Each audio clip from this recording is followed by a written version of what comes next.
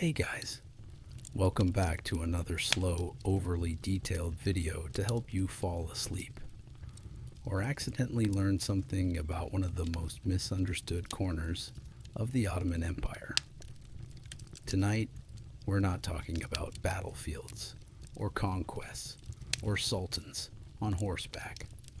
We're going to the quiet side of the palace, the part behind the guards, behind the gardens, past the gates, and through a long, heavily guarded hallway that led to a world no outsider was meant to see. The Imperial Harem. There were no grapes, no fans, no dramatic silk curtains billowing in the wind. Most of the time, it was just a lot of sitting, some standing, occasional walking, and more waiting than most people could imagine. Despite all the rumors and fantasy, the harem was mostly a workplace, a residential wing, a political tool, and a very quiet corner of one of the most powerful empires in the world.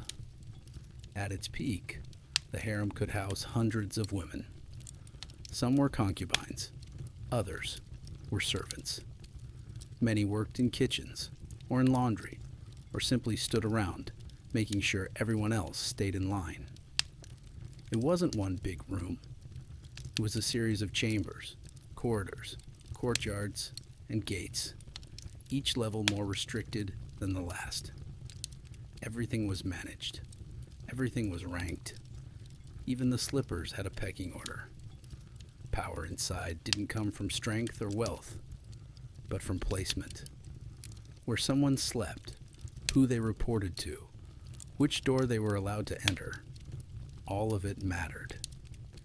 Getting into the harem was rarely by choice. Some were sent as political gifts by noble families, hoping to gain favor with the sultan. Others were purchased through networks of enslaved laborers, transported from the Balkans, the Caucasus, or North Africa. Some were born into palace service families and brought in from childhood, trained to blend in without making noise. Very few came from Istanbul. In fact, palace law strictly forbade recruiting women from the capital. It was considered too risky. Better to bring someone from far away, someone who didn't know the language, the layout, or how to leave. Upon arrival, each woman was bathed, redressed, and renamed. Her original name didn't matter. She was given a new one, usually soft-sounding, easy to remember, and easy to control. Names like Aish, Gul, Safiye, or Humaira. With the new name came new clothing, layered robes, often of modest colors. The material was fine, but not extravagant. They weren't dressed like royalty. They were dressed to match the walls. Pleasant to look at, easy to forget. The early weeks were always quiet, not by rule, but by instinct.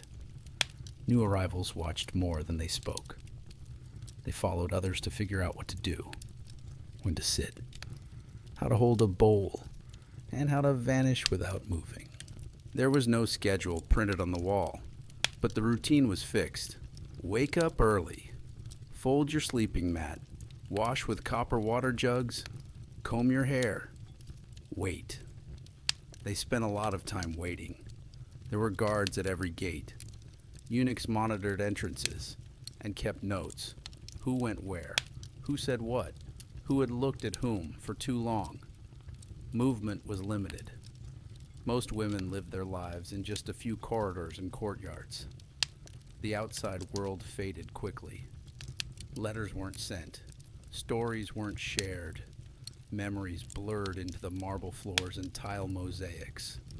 In time, even the layout of the harem became its own kind of map. There were inner courts for the concubines, private chambers for the Valid Sultan, the Sultan's mother, and smaller halls where women of lower rank lived two to a room, with their belongings tucked into wooden chests beneath their bedding. Everything had a place. Everyone had a limit. Daily life was built around repetition. Combs placed on the same ledge, water poured into the same basin, food delivered on trays, eaten with fingers, then cleared without comment. Communication came in glances, not words. There were too many rules to remember: social, political, invisible. The Sultan himself rarely appeared. His time was spent ruling the empire. War, diplomacy, law, ceremony. He wasn't pacing the marble halls of the harem looking for company. For most women, years could pass without even hearing his voice, but the possibility lingered. Being noticed could change everything. Or nothing. No one really knew. In the meantime, they practiced posture. They learned the rules. They listened for footsteps in the corridor, even when none came. The days were long. The work was light, but endless. Chores rotated. Laundry, mending, carrying water, assisting higher-ranked women with dressing or bathing. Some spent hours on embroidery, stitching patterns that no one would wear. Others were assigned to music practice, or learning Arabic phrases, or memorizing the official court rituals. Education wasn't about empowerment. It was about refinement. It prepared them to be quiet, pleasant, and controlled. Time passed without urgency. Each hour folded into the next like silk, and no one noticed the difference between morning and afternoon, except for the changing light in the courtyard. That was life, inside the walls. Inside the harem, the days followed a rhythm, not one based on clocks or bells, but on footsteps, trays being set down, and the sound of doors opening very quietly. Most women woke before sunrise, not because they had to, but because the walls were never completely silent. There were murmurs in the halls, sandals brushing the tiles, servants carrying water to the bathhouse, and eventually someone would open the shutters and let in the pale blue light of morning. The rooms were shared, not always, but usually. 2, sometimes 3 women per chamber, each with a sleeping mat, a low wooden chest, and a narrow window, often too high to see anything through. Mats were folded with care and placed along the wall. A copper bowl was filled with water for washing. A cloth was dabbed gently across the face. There were no mirrors, except for the polished backs of spoons or the shimmer of metal trays. Personal grooming was not elaborate. Hair was brushed, then tied in simple knots. Skin was rinsed. Clothing was plain. Layers of soft robes, tied with fabric cords. Silk was reserved for those higher up. The rest wore cotton or linen, sometimes dyed with muted colors that faded after too many washings. After dressing, most women waited.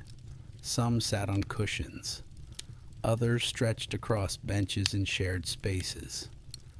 A few leaned against the door frames of their assigned rooms, watching the shadows shift across the floor.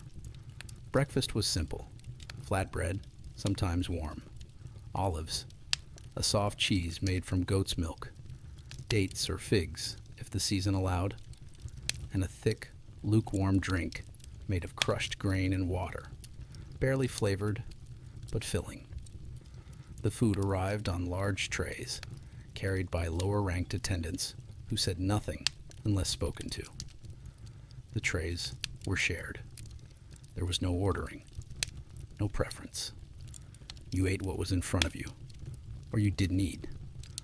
Afterward, the trays were collected. Quickly, efficiently, quietly. Work was assigned, but not rushed. Some women were trained in embroidery. They spent hours stitching into soft cloth, patterns of flowers, verses from the Quran, rows of tiny golden leaves. The work wasn't decorative. It was evaluative, a way to measure patience, a way to test steadiness. Others were assigned to the music hall. They learned to pluck strings on an oud or tap rhythms on a narrow drum, not for performance, just for training. Occasionally, they'd be asked to play in the presence of higher-ranked women, but most days, they practiced in half-empty rooms while no one listened. A smaller number were given books, not many. They read from volumes of poetry or memorized lines of formal speech. Education was limited and always supervised. Writing wasn't encouraged unless you were copying something official. There was little need to write inside the harem, and even less reason to let thoughts become permanent.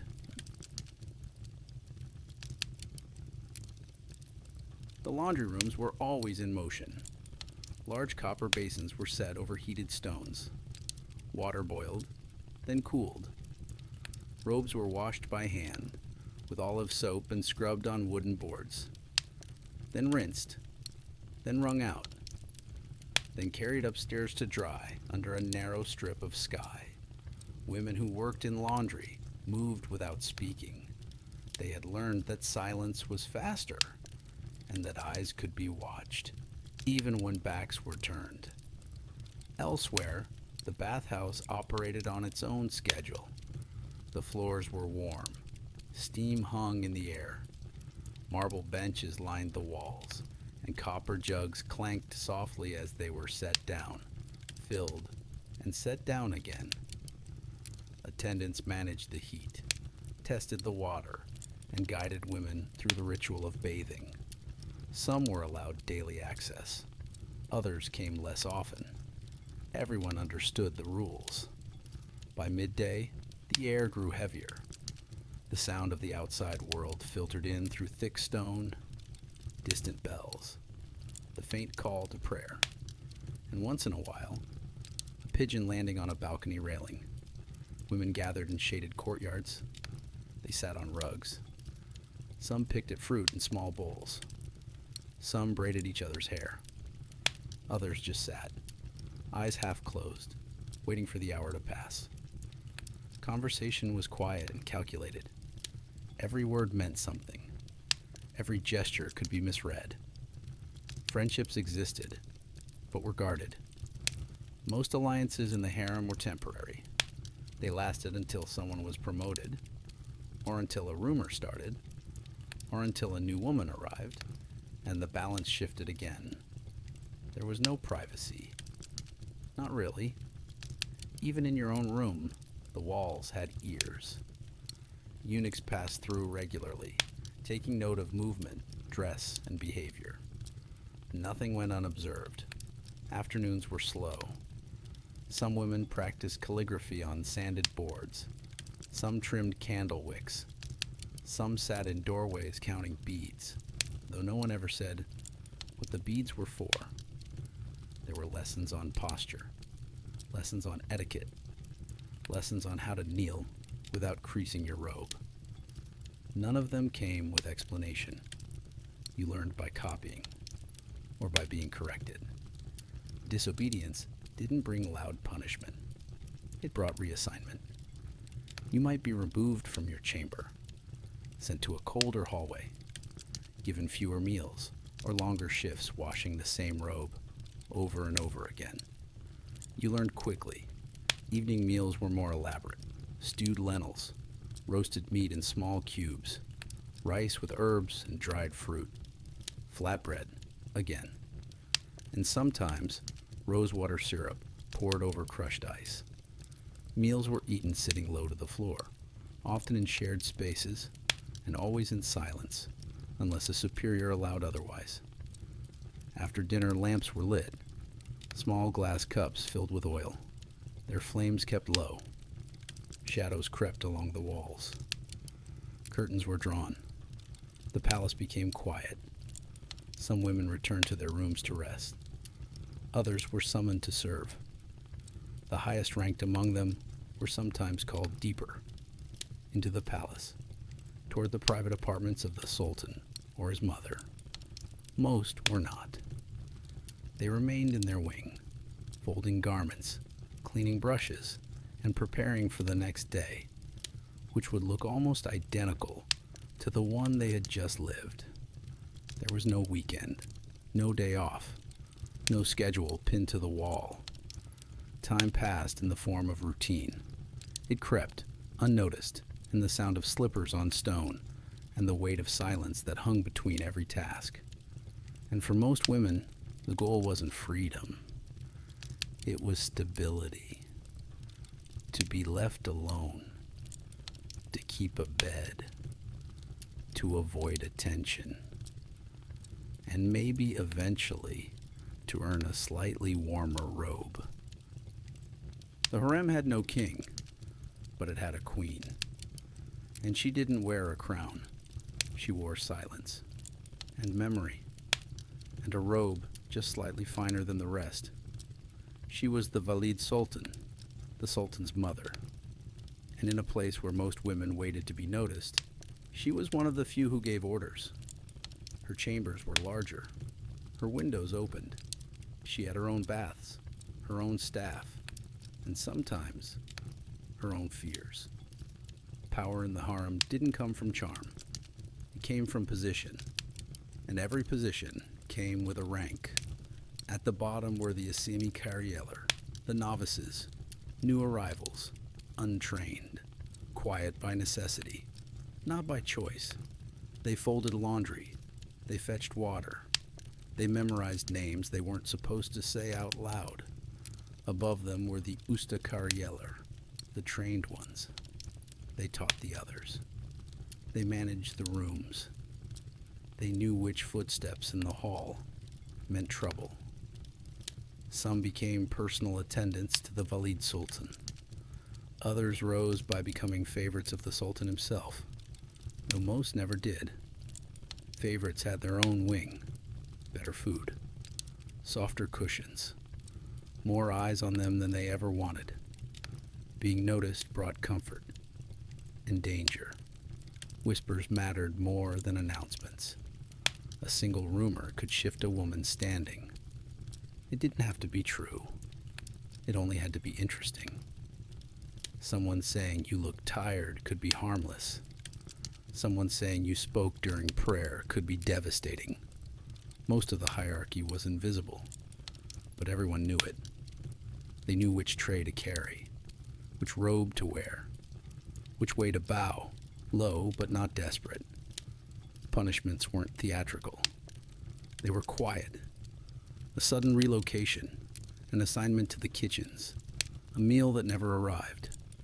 The Valid Sultan had her own network. She received reports, formal and whispered. She sent gifts and sometimes took them back. She kept ledgers, updated daily, tracking every woman's behavior, attitude, and potential. She rarely raised her voice. She didn't need to. When she walked the halls, people cleared paths, not because she punished, but because she remembered.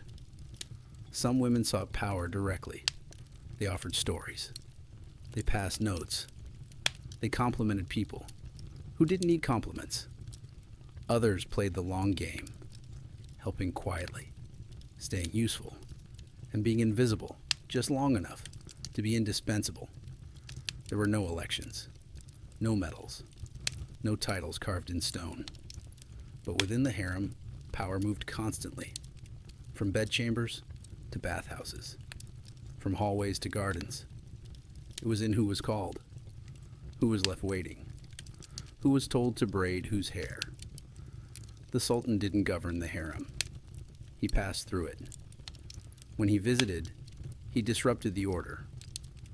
Not intentionally, but by forcing the system to bend around him.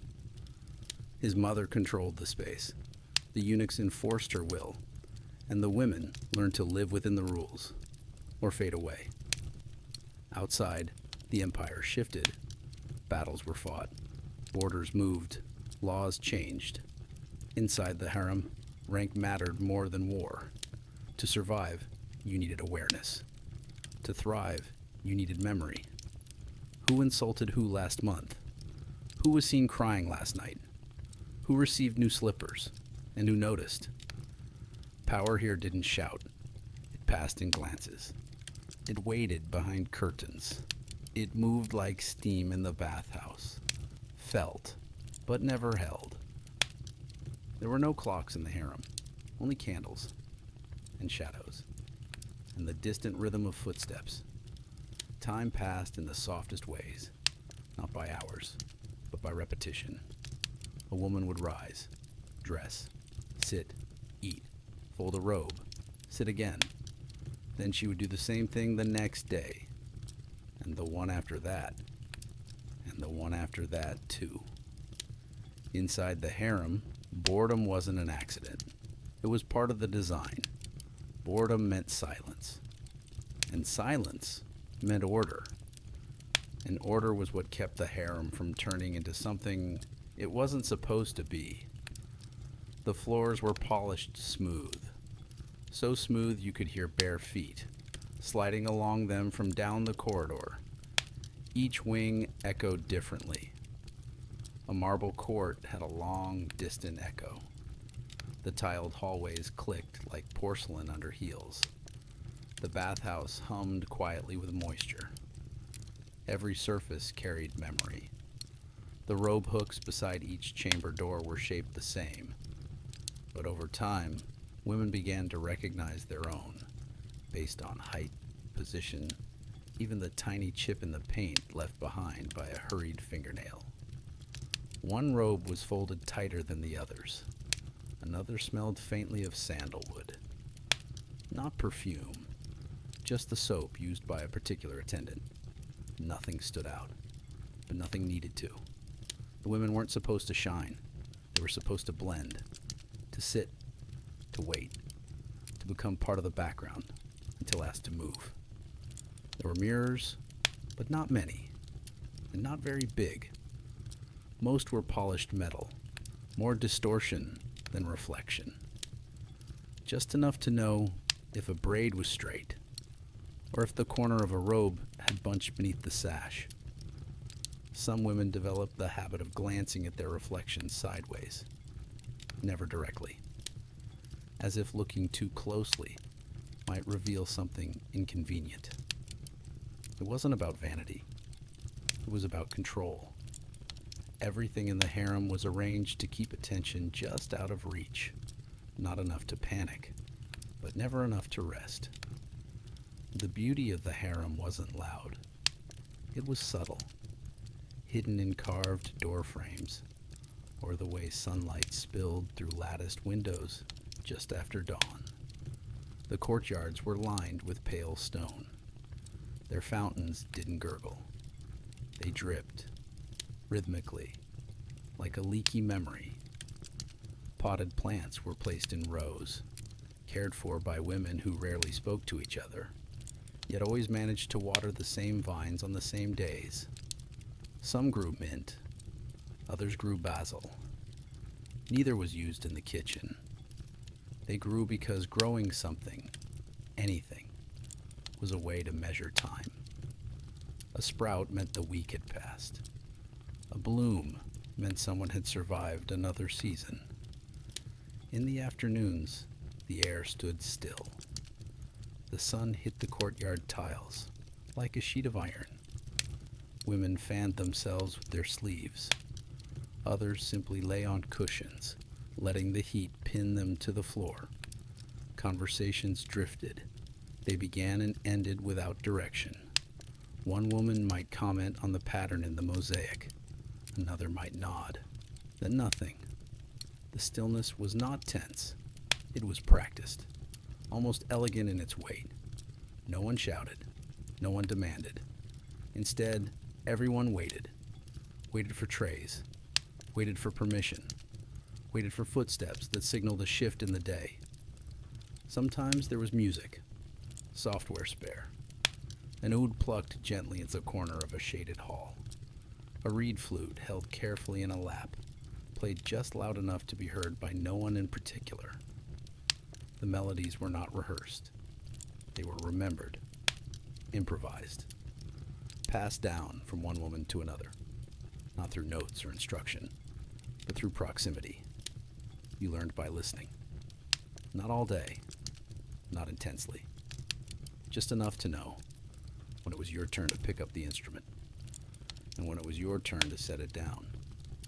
There were books, but not for everyone. A few women, chosen by rank or favor, were taught to read, mostly poetry, religious verses, stories with lessons, never politics. Book in the harem wasn't entertainment. It was a responsibility. If you were trusted with words, you were expected to guard them, repeat them, never invent. The rest of the women learned their stories from each other, over thread, over water, over endless afternoons when there was nothing else to do but talk. Some told stories of their homes, rivers that had real fish, streets that had mud, fields that were loud with birds. Others said nothing at all. They had forgotten too much, or remembered too clearly. Either way, silence was easier. There were birds, not many, but enough. A few pigeons nested in the corners of the roof. Their cooing filled the empty spaces between chores. Once, a bird flew into the upper hall and refused to leave for 3 days. Some women believed it was a sign. Others tried to tempt it out with breadcrumbs. Eventually, a eunuch opened the ceiling grate, and the bird disappeared. For weeks, women spoke of it. Then they stopped. Something else had happened. A robe went missing. Or someone had been reassigned.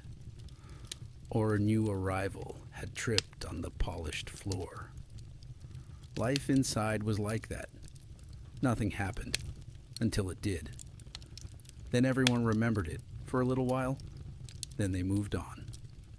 At night, the harem changed. The candles burned low. The halls echoed differently. The baths steamed in near silence. Some women prayed. Some sang softly under their breath. Some rolled and re-rolled the same thread, tying knots with no purpose but to keep their fingers moving. Sleep was not immediate, nor was it peaceful. The mats were thin. The nights were sometimes hot, and the weight of the day did not leave quickly. Still, the women slept, because they had to, because the next day would look exactly the same, and their bodies knew it better than their minds.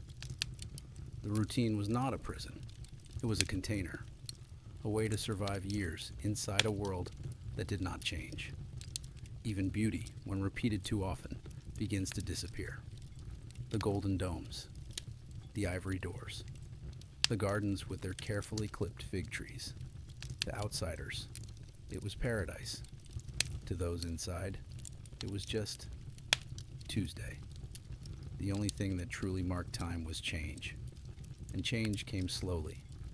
A new robe, a new face in the hallway, a slightly warmer tea on a cold morning. These were the milestones, not marriages, not promotions, not destiny. Just the small, unremarkable things that told the women, yes, today is different than yesterday. Slightly. The Sultan's footsteps were not heard often in the harem. When they were, the world changed. Not because of the sound, but because of the silence that followed. Most women in the harem never met the Sultan. They saw his shadow once, or the back of his robe as he passed through a hallway guarded at both ends. That was enough. He was not a constant presence. He didn't stroll through the courtyards. He didn't linger by the fountain or inspect the embroidery. He ruled from elsewhere, from chambers higher up, rooms with calligraphic panels, heavy doors, and the weight of empire resting on their ceilings. When he came to the harem, it wasn't announced, not with words, but with preparation. Trays were cleaned, curtains were shaken, lanterns were lit with new wicks. The air shifted before he entered. Encounters with the Sultan were rare, intentional, and orchestrated. He did not wander. He selected. A woman might be summoned, no explanation, no warning. Her name spoken quietly in the early evening. A eunuch at her door. She would be washed again. Hair brushed until it gleamed like polished stone. A robe prepared. Less elaborate than a bride's. More delicate than a servant's. Not white. White was for finality. Usually soft blue. Or pale green. Perfume was applied in precise places. Behind the ears, at the wrists, beneath the collarbone. Not too much. The Sultan disliked strong scent. That was known. She would wait in a smaller chamber, one of the many that connected nothing to everything. It smelled of incense. The cushions were softer. The walls were quiet, in a way that felt unnatural. When he entered, she bowed low. She did not speak, unless he asked. And even then, only briefly. There was no promise in the encounter. It could be the first of many, or the last of anything. The next morning, nothing was said. Not to the others. Not to herself. She returned to her duties, waited again, and watched the others watching her. That was how things changed. Not with announcements, but with eyes. If she was summoned again, people noticed. If her robe was replaced with silk, they understood. If her tray arrived first at breakfast, they began to speak in softer tones around her.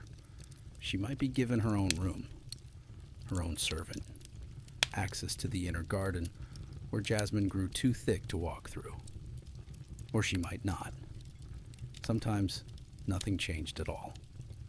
And that uncertainty was the most powerful currency in the harem. Some women rose. They became Kadin, official consorts, or even Haseki Sultan, favored companions of the ruler.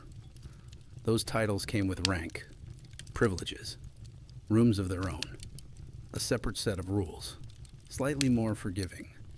But rank was never permanent. The Sultan's favor could shift. Political needs could override personal ones. A single mistake could lower a woman from favored to forgotten. Those who bore sons gained the strongest position. Their children became potential heirs. Their presence in the palace could not be ignored. With a son, a woman's future was tied to the throne. She moved into new quarters. She gained guards. Her name was written down more often. Without one, she remained decorative. Not dismissed, but not vital. Yet not every woman who left the harem did so in sadness.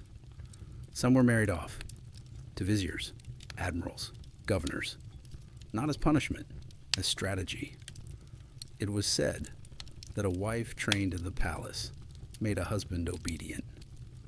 She understood silence. She knew the taste of discretion, and she always bowed at the right moment. Married women left through the same doors they had entered, only this time dressed in bright colors, with a procession of guards and sometimes musicians, though always with restraint. They did not look back. They had learned not to. Outside the palace, their names changed again. They became wives, patrons, mothers, occasionally whisperers to the empire. No one outside ever asked what they had done before. Some women aged within the harem. Their robes darkened. Their duties faded. They became usta, masters of the internal rhythm. They trained the new girls. They smoothed conflict. They reminded the young to walk quietly, to lower their gaze, to wait until spoken to. They weren't revered, but they were obeyed. Time did not bring freedom, but it brought a kind of invisibility. And in the harem, invisibility could be the closest thing to peace. They sat for longer, spoke less, folded more. Sometimes they were the last to leave the courtyard at night, not because they were needed, but because they had nowhere else to be. few remembered them, but they remembered everything. Which woman had cried at her first meal? Which girl had once burned her fingers on the lamp? Which eunuch always tapped the tray twice before entering? They had no titles, no portraits, no pages in history books, but the harem had run because of them, quietly, efficiently, daily. When the Sultan died, everything changed. Or didn't. A new one was crowned. The names in the harem shifted. Rooms were reassigned. Guards rotated. But the rhythm remained. The trays still came. The sandals still slid. The laughter still flickered, like a candle with too little oil. The palace grew quiet with age. Its stones cooled in the evenings, holding the warmth of centuries. Footsteps faded into the floors. Voices softened, not from fear, but from familiarity. The women of the harem did not vanish. They dissolved, one by one, day by day, first into the fabric of routine, then into the folds of memory. There were no memorials, no gravestones in the courtyard, just robes folded for the last time, cushions that remained unclaimed. History walked past the harem and did not turn its head. In the beginning, the palace had been loud, not with shouting, but with motion. Stone masons hauling carved columns, painters brushing color into the sky blue ceilings, carpenters smoothing edges of doors no one was yet allowed to open. The harem came later, like a shadow stretching behind the light of empire. It was designed as a place of beauty, but also of structure. Every corner had a purpose, every hallway a direction, every entrance a lesson. Even silence was built into the walls, a kind of deliberate stillness, made not from absence, but from control. With time, the people changed. New faces arrived, wrapped in new names. Old faces became furniture, familiar, unmoving, necessary. The seasons passed in their usual way. Winter meant thicker robes. Summer meant longer afternoons beneath the latticework shade. Autumn meant pomegranates in bowls. Spring brought tiny green shoots that curled from terracotta pots like delicate secrets. None of these things were dramatic, but they mattered. They gave shape to time. And in a place without calendars, shape was everything. There was a woman who had once arrived weeping. No one asked why. She was given water, and a comb, and a robe that smelled faintly of cedar. Within days, she had stopped crying. Not because she was consoled, but because the palace made noise irrelevant. Tears did not change schedules. They did not slow the trays. They did not stop the prayers or postpone the baths. She stayed. She learned. She forgot how many years had passed. One day, she became the woman who handed out robes to new arrivals. And when she looked at them, she did not ask why they cried. She simply placed the folded cloth in their hands and waited for them to quiet. The harem, in its later years, became a place of memory kept alive only by routine. The same meals, the same steps to the same courtyard, the same pause before stepping into the bath. The women no longer discussed who might be summoned. They no longer guessed who had been promoted. They no longer feared the sound of doors closing behind them. Everything that had once been delicate, rank, favor, reputation, now floated above them, like dust that no one bothered to brush away. Some women aged slowly, as if time forgot to pull them forward. They moved from room to room with no assigned task, no destination, just presence. They knew every creak in the floor, every soft whistle of air through the carved window screens. They knew which lanterns flickered and which ones stayed still, even in windless nights. They had become part of the building. And the building remembered them. At night, the stone hallways stayed warm, longer than they should have. A trick of architecture, or a trick of memory. Either way, it meant that sitting on the floor wasn't uncomfortable. Sometimes the older women would gather quietly, not to speak, but to be near each other. They would sit for hours without a single word. The presence of another body, breathing slowly in the same space, was a kind of comfort that language could not match. There were fewer stories now, not because nothing happened, but because the women had grown tired of telling. What could they say that hadn't already been said? That the tiles near the eastern gate were cooler than the rest? That one of the cats had returned after 3 weeks of absence? That the young girl with the tilted head was learning how to carry the trays without tilting the bowls? These were the kinds of things that passed for news. And yet, they mattered, because they proved that something still moved, even in a place where most things did not. Sometimes the palace forgot what year it was.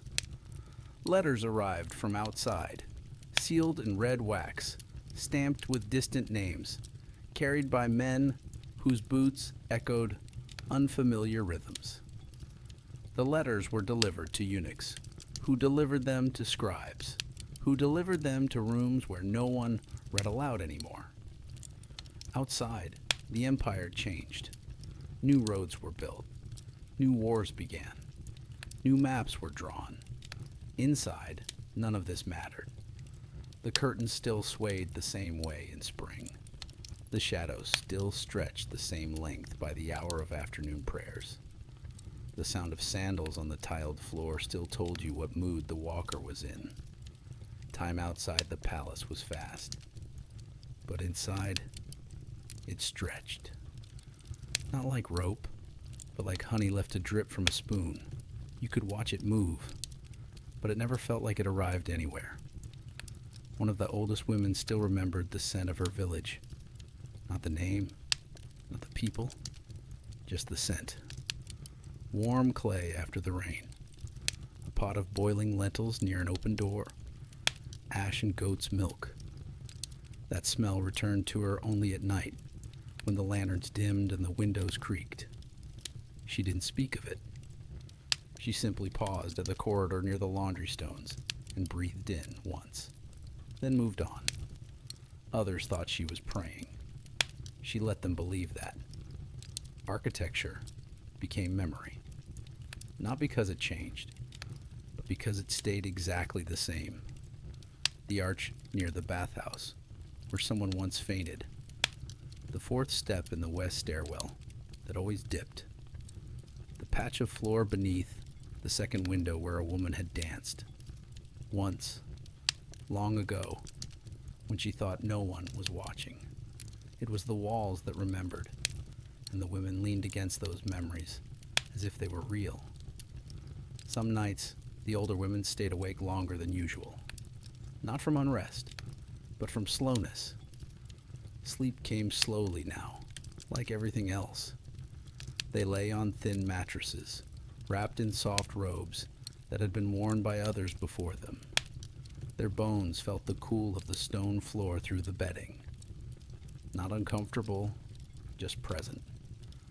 Some whispered to themselves, quiet chants without rhythm, without meaning. Not prayers, just old phrases that helped them pass the hour between the fifth and sixth candle burn. Others stared at the ceiling, tracing invisible lines between the carved wooden beams, measuring time, not in dreams, but in how often they blinked. There was no alarm for morning, only light. The sun crept in slowly through the carved mashrabiyah windows, casting patterned shadows across sleeping faces. Birds rustled in the fig trees. Water dripped from the old fountain in the courtyard. The sounds were always the same. The first woman to rise would light the kettle. Not because she was asked, but because she always had. Others followed, washing their faces with cool water, adjusting the same robe, the same braid, the same habits. Breakfast was never rushed. Bread, olives, a date if available, honey sometimes. No one spoke much in the morning. The day needed to earn its voice. When the younger women passed by, the older ones did not stop them. They observed, sometimes corrected posture, sometimes adjusted a sleeve or retied a sash. But mostly, they just watched. Not for discipline, for continuity. They had become the guardians of rhythm, of quiet, of the idea that the harem was still doing what it had always done, holding time still. They did not speak of the Sultan anymore, not because he was gone, but because he had become part of the architecture too. His name did not echo in the hallways, only the weight of decisions he had made long ago, the balance of things, the placement of doors, the schedule of meals. Those were the real legacies. One of the eunuchs had been serving for so long that no one remembered who trained him. He knew how to walk without making sound, how to refill a teacup without a drip, how to nod once, slowly, as a signal that a robe was not folded properly. He had grown old in silence, and in silence, he would likely pass. There would be no ceremony, no announcement. One morning, his tray would go untouched, and by the evening, someone else would walk the halls with sandals that didn't echo quite the same way. The women would notice. They always noticed. There were nights when the palace forgot it had windows. Not literally, but in the way the light stayed out, the way the walls felt thicker, the way the air grew still, as if the building had exhaled and never remembered to breathe again. It was not frightening, only deep, a kind of stillness that pressed gently on the chest, the kind that made people move slower, even if they didn't mean to. A woman who had once been summoned to the Sultan's chamber now sat for hours beside the fountain. She no longer remembered the sound of his voice, but she remembered the way he held his hand, the shape of his ring, the scent of the rose water poured before he arrived. She did not speak of it, not because it was forbidden, but because the memory no longer required words. It had settled inside her, like sediment at the bottom of a shallow bowl, and there it stayed. Every hallway had seen every emotion, laughter so sharp it echoed, grief so quiet it vanished.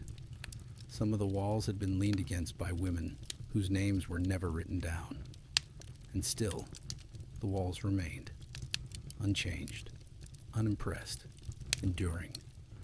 A cat wandered the harem. Nobody knew where it came from. Nobody fed it directly, but it stayed. It sat in sunlit corners, watched people with flat eyes, curled into balls and blinked slowly at those who passed. It had been there for years, or maybe only weeks. Time inside the harem didn't pass. It accumulated. It stacked, layer by layer, like blankets on a winter bed, and eventually it became too heavy to lift. One of the oldest attendants began to forget the names of the rooms. She still walked to them, still folded things inside them, still lit lanterns when the wind outside changed direction. But when asked where she had just been, she would pause, tilt her head, smile, and say something like, "The room with the window that hums at night," and the others knew exactly which one she meant. There was no ceremony when someone passed away, only a change in rhythm, an empty bed, a robe no longer worn, a seat left unoccupied for just a day or two before someone else sat there without meaning to. The others didn't weep. They didn't gather. They continued. in the same way that the moon continues to shine, even when no one is looking up. That, too, was a kind of mourning, a silent one, a respectful one. The women did not consider themselves forgotten. They did not imagine their lives as small. They measured time in different ways, in how long it took water to boil, in how slowly a tray cooled when left untouched, in the number of stitches it took to complete the border of a pillowcase. They saw importance not in the grand, but in the repeated. And in the harem, what was repeated was what remained. Some believed that the palace breathed, that its walls shifted slightly in sleep, that its doors sighed when opened too early, that the wind through the windows was not wind at all, but memory exhaling. There was no proof, but belief didn't require it. Not here. The sun rose one morning and no one noticed, because it had risen so many times, and it would rise again. A woman lit a lamp. Another brushed her robe smooth. The cat stretched. The kettle steamed. The day began just like the last one, and the one before that, and the palace watched without blinking. They were not queens, not in the way books told stories, but they ruled something.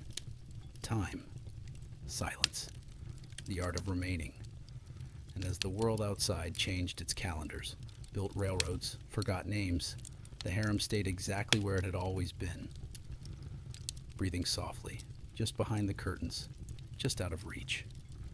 A place not of power, not of pain, but of presence, unmoving, unnoticed, endlessly remembered by the walls that never left.